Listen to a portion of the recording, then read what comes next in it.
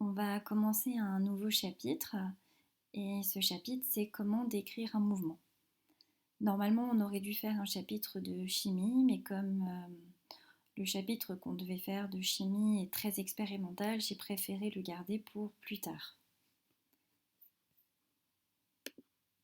Donc la première chose qu'on va faire, on va déjà regarder un mouvement. D'où mon titre, petit 1, que vois-tu? Et on va regarder une animation qui provient d'un site sur internet qui s'appelle australo.net. Donc je te laisse écouter.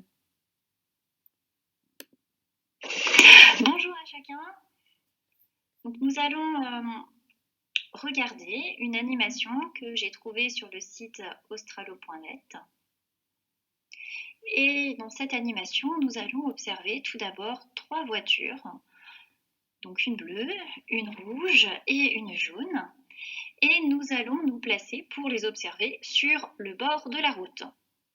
Alors ce que nous pouvons dire, c'est que ces 3 voitures avancent plus ou moins vite. Certaines, vous allez me dire, ralentissent, certaines accélèrent, se dépassent. Très bien. Maintenant, on va se placer non pas sur le bord de la route, mais on va se placer à l'intérieur d'une des voitures. Donc, on va se placer dans la voiture rouge. Et on va s'intéresser maintenant à l'écran du bas. Et nous observons la voiture jaune. Et la voiture jaune avance, puis recule. Et de nouveau, elle avance. Et de nouveau, elle recule. Donc ce que l'on peut voir avec cette animation, c'est que le mouvement d'un objet, là en l'occurrence c'est la voiture jaune, n'est pas le même en fonction de l'observateur, en fonction de la position de l'observateur. Si l'observateur est situé sur le bord de la route, la voiture jaune avance. Mais si l'observateur est situé dans une des voitures, alors la voiture jaune peut reculer, ou bien elle peut aussi avancer.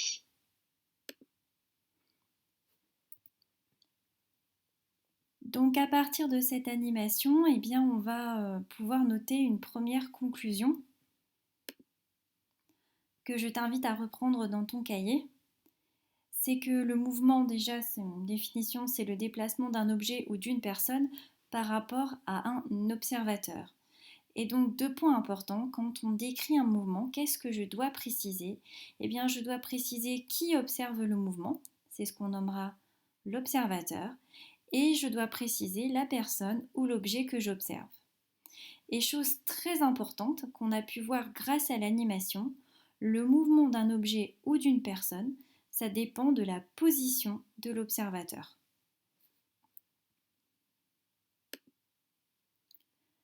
Deuxième point. Pour aborder encore la description des mouvements, on va passer par des photographies et on va s'intéresser à des skieurs. Donc de quel chemin a suivi le skieur? Et quand on regarde la photographie ici, on peut se demander par où est-il passé? Alors, tu vas normalement trouver assez facilement la réponse.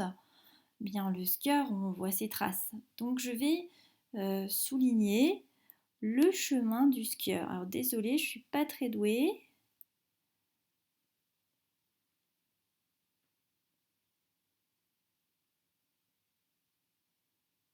Voilà.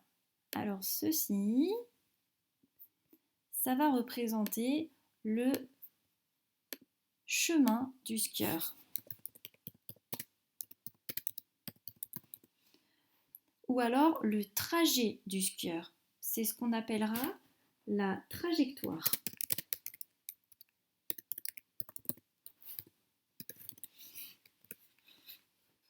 Donc c'est-à-dire le chemin, le trajet ou alors plus scientifiquement l'ensemble des positions occupées par le skieur au cours du temps. On va passer sur un deuxième exemple. Et alors c'est une photographie un peu particulière, on appelle ça une chronophotographie. Alors comment on a pu obtenir une telle image? Eh bien, on a pris par exemple son appareil photo qu'on a réglé en mode rafale. Alors qu'est-ce que ça veut dire? Ça veut dire qu'on a demandé à un skieur d'aller sur cette bosse et pendant qu'il était en train de faire son saut, on l'a pris en photo en mode rafale, c'est-à-dire qu'on a pris des photos de ce skieur à un intervalle de temps donné. Par exemple, je ne sais pas moi, toutes les 20 millisecondes. Et après, on a superposé sur une seule et même photo eh bien, toutes les photos qu'on avait pu prendre. Et donc, ça nous permet eh bien, de trouver le chemin suivi par ce skieur. Alors, le chemin suivi par ce skieur, une nouvelle fois, on peut le mettre. Voilà. Et donc, on a encore une fois identifié eh bien, le chemin du skieur ou alors sa trajectoire.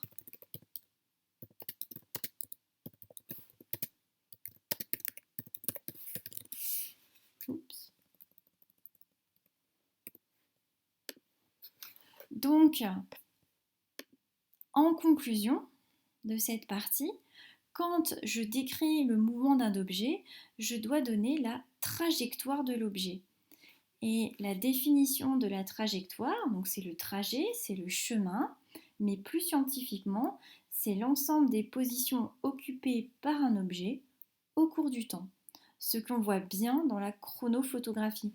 On voit bien les différentes positions occupées par le skieur en fonction du temps. Alors, on va passer sur une troisième partie que je vais d'abord enlever, on la remettra après. Donc la troisième partie, peut-on dire que le professeur a le même mouvement? Donc je t'invite à reprendre le titre et je vais te passer la vidéo que j'ai effectuée où j'effectue 2 expériences.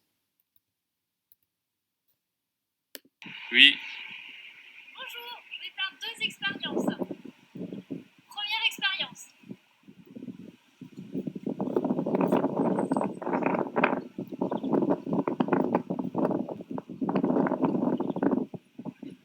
Maintenant, deuxième expérience.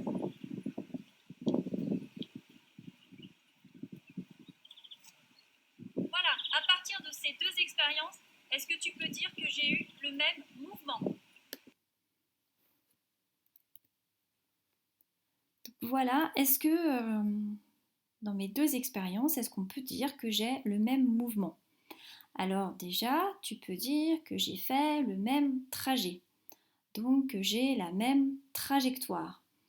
Par contre, tu peux remarquer que je n'ai pas mis le même temps pour effectuer ce trajet. Donc ce qui veut dire que j'ai parcouru la même distance, mais comme j'ai pas mis le même temps, dans une j'ai mis plus de temps et dans l'autre j'ai mis moins de temps.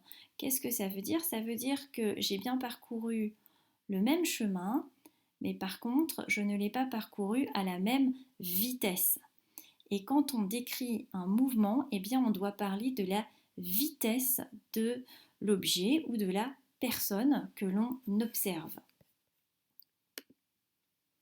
D'où la troisième conclusion. Pour décrire le mouvement d'un objet, il faut donner la vitesse de l'objet. Alors qu'est-ce que la vitesse?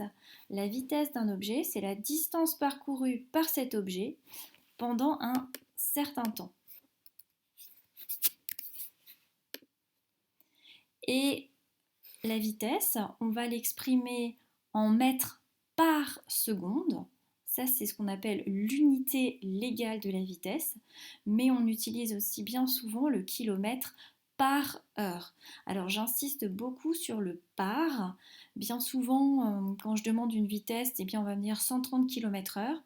Eh bien, je préférerais qu'on me dise 130 km par heure. Le par, on verra son importance quand on travaillera justement sur le chapitre sur la vitesse.